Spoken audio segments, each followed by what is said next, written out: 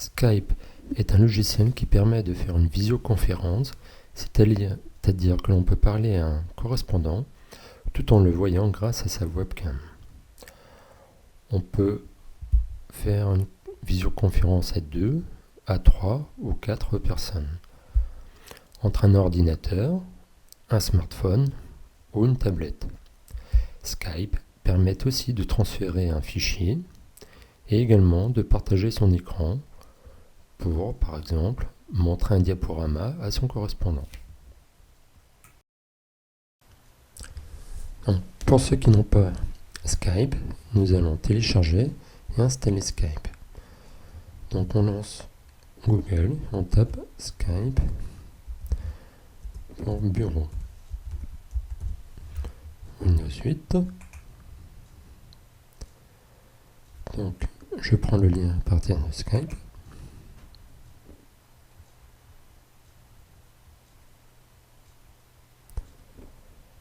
À l'aide de l'ascenseur, on descend, on télécharge le fichier.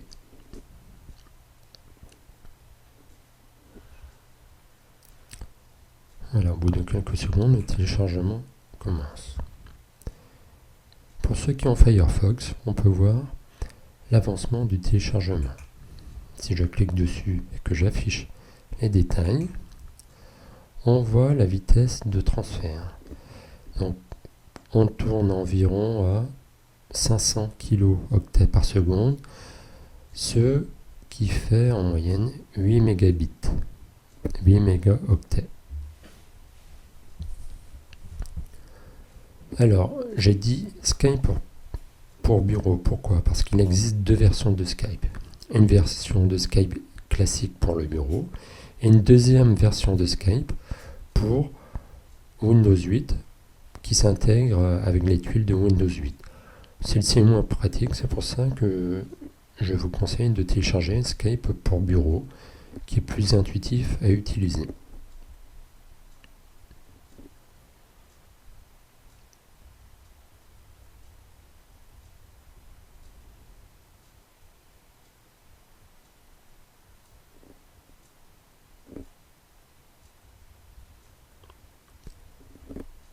Skype est maintenant téléchargé, nous allons voir comment l'installer. On double-clique sur le fichier.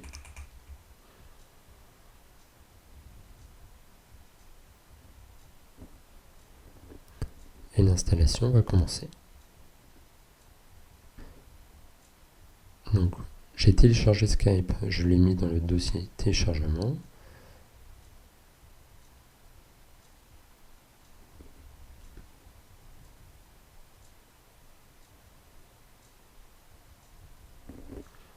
Voilà, il s'est passé un certain temps entre le moment où j'ai exécuté le fichier et où il va s'exécuter. Voilà. Donc ça c'est toujours le piège. Parfois si on clique une deuxième fois, on relance l'installation une deuxième fois, ce qui est à éviter. Je peux maintenant fermer ma fenêtre de téléchargement. Et je ferme mon navigateur.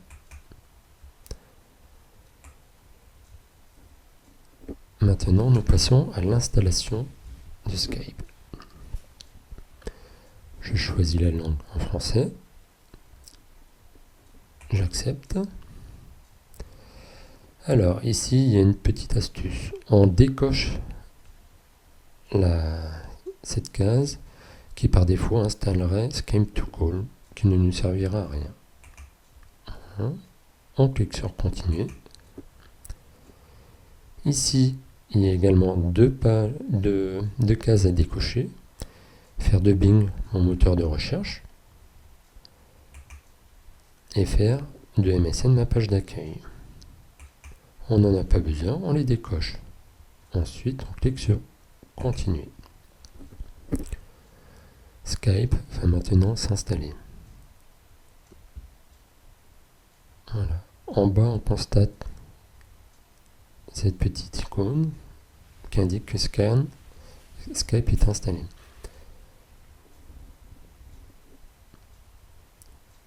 Ceux qui ont un compte peuvent se connecter directement ceux qui n'ont pas de compte, il faut en créer un. Donc on clique sur créer un compte. Ceci va nous ouvrir une page dans laquelle on va rentrer tous les paramètres de notre compte. Donc il faut rentrer son prénom, son nom, une adresse de messagerie. Donc tous les champs qui ont une étoile sont obligatoires. On peut également renseigner, si on le veut, sa date de naissance, son sexe, la région, la ville, etc. Le numéro de téléphone, bon, je vous déconseille de le mettre. Et évidemment, un pseudo. Un pseudo, c'est un surnom. Comme ça évite de mettre son nom et son prénom en clair.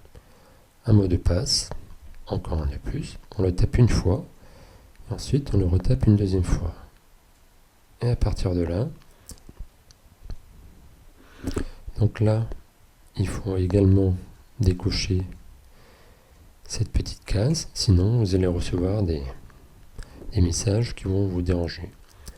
Pour finaliser l'inscription, il faut taper les lettres, on appelle cela un CAPTCHA, donc T-O-N-R-M.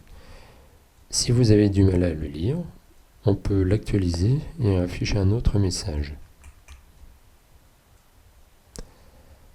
Vous pouvez le faire plusieurs fois jusqu'à en trouver un qui vous paraît plus facile à lire.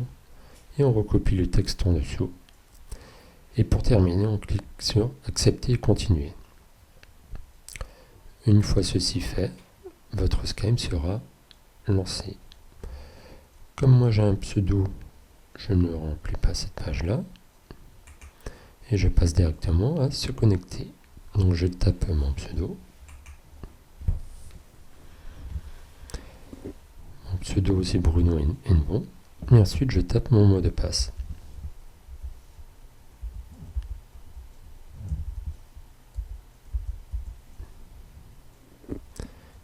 Et se connecter.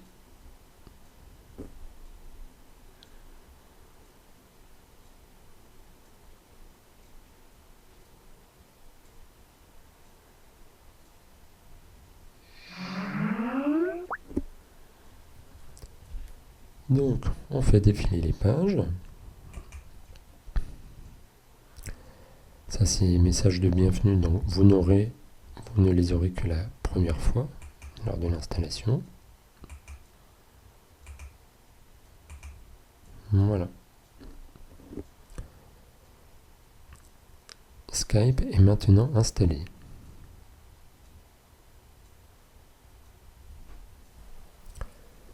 Nous allons maintenant passer en revue les paramétrages de Skype avant de voir son utilisation.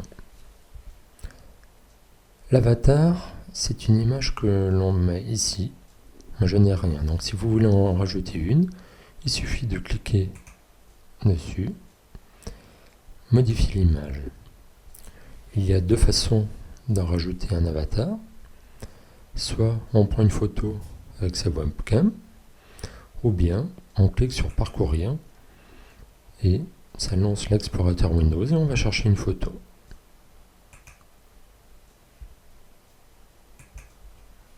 Voilà, moi je laisse mon avatar vide pour l'instant. Pour voir les autres paramètres, on clique sur Outils et Options. On commence par les paramètres généraux. Ce qu'il faut décocher, c'est lancer Skype au démarrage de Windows. Parce que si vous n'en avez pas besoin, au prochain démarrage, Skype va se lancer automatiquement, ce qui n'est pas forcément utile.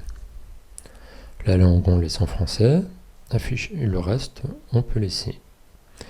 Ici, on peut à nouveau cliquer dessus pour changer son avatar. On passe maintenant aux paramètres audio. Ici, on voit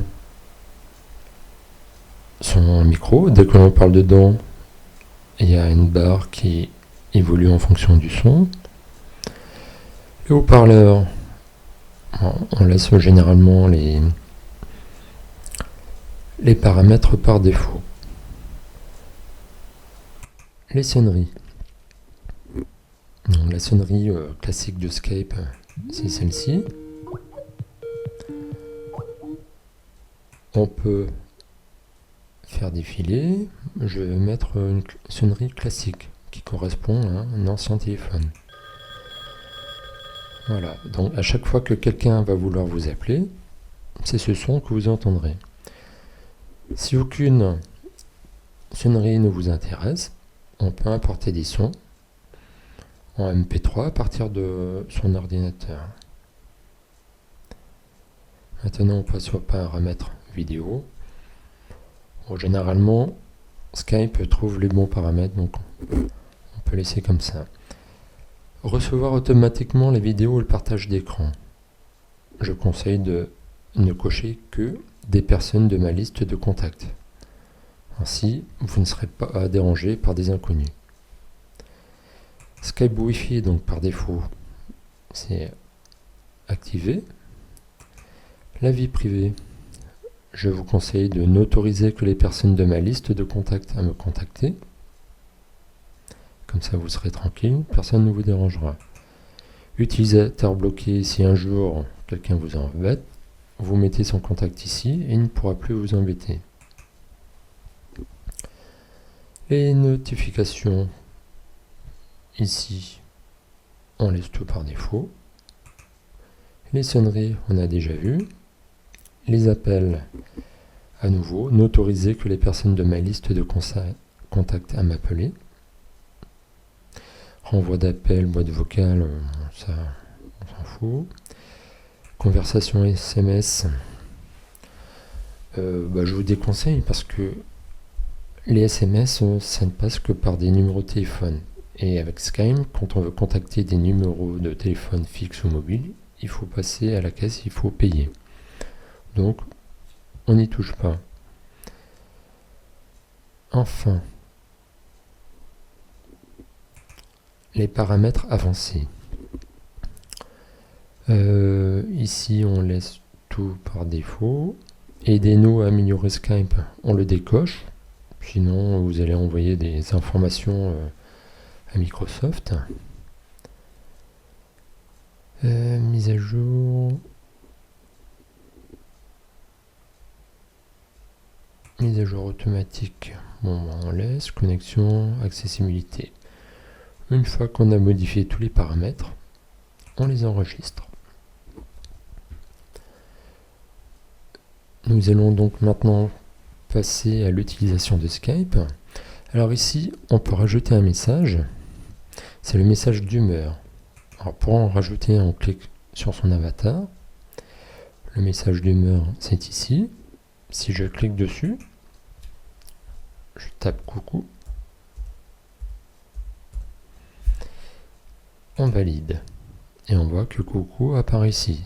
Donc ce message sera vu de tous vos contacts. Si on veut modifier ou vérifier les paramètres de son compte, on clique sur Gérer.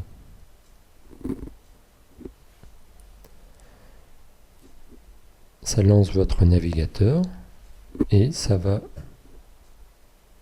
Voilà. Donc là, ça va résumer tous les paramètres de votre compte Skype.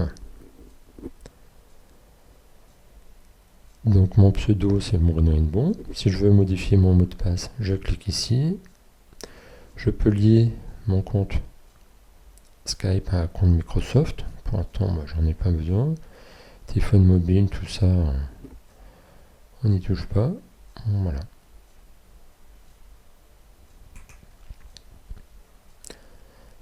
Alors maintenant, comment on fait pour appeler quelqu'un? Donc l'idéal, c'est de passer un coup de fil à votre interlocuteur. Comme ça, il va se connecter. Il apparaîtra connecté sur la gauche. Je viens de voir que mon contact BCH Sidel vient de se connecter. Si je veux l'appeler, soit je double-clique dessus, je fais un clic. Si je sélectionne le téléphone, je n'aurai qu'une conversation sans la vidéo. Si je clique sur la caméra, j'aurai une conversation avec la vidéo. Dès que je clique ici, cela va sonner chez mon contact. Je lance un appel.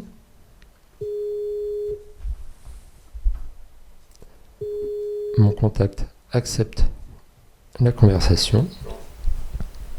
Une fois que la conversation est commencée, on peut s'envoyer des messages, car si la liaison est mauvaise, on risque de perdre la vidéo. Donc, par exemple, ici, je vais lui envoyer coucou.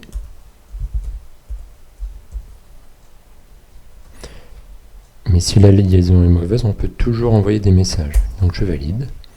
Il a reçu mon message. Si je veux passer en plein écran, je clique sur les doubles flèches. Donc avec Skype, on a vu qu'on pouvait faire autre chose qu'une conversation vidéo. Si je veux lui envoyer un fichier, je clique sur envoyer un fichier. Ça lance l'explorateur. Je vais envoyer la fameuse photo de Marilyn. Je la sélectionne. Je clique sur ouvrir. Et voilà. Quand la photo apparaît sur le côté, c'est que mon contact a reçu le fichier. Ça peut être une photo, une vidéo, un document. Bon, limitez-vous à des fichiers de petite taille. Je peux également envoyer des contacts et partager mon écran. Donc, pour partager mon écran, je vais lancer un diaporama et comme ça mon contact pourra voir mon diaporama. Donc je clique dessus, je lance sur démarrer. Voilà, ça réduit la fenêtre de Skype. Maintenant je lance mon diaporama. Je fais défiler les photos et mon contact va voir les photos de mon diaporama. Quand j'ai terminé, je clique sur arrêter le partage et je reviens à ma fenêtre classique. Si on veut faire une conversation à 3, on peut passer par ici, ajouter des gens à cet appel, ou alors on sélectionne un contact et on clique simplement sur ajouter à la conférence, à condition que ce contact soit également en ligne. S'il est en ligne, on pourra faire une conversation à 3.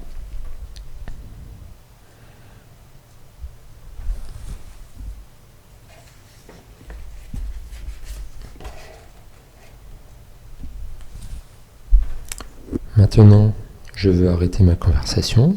Je clique sur raccrocher.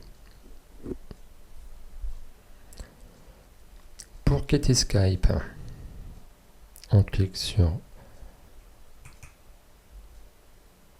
déconnexion. J'avais juste oublié quelque chose.